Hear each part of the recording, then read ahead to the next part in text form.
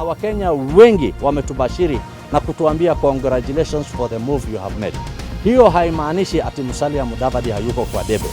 Tunasema kushirikiana ya kisiasa ya machama ni mwanzo mpya ya kuelekea kufanya mshirikiano, lakini Musalia Mudavadi bado ako kwa debe na tunafanya tukiwa tunashirikiana na chama ya UDA.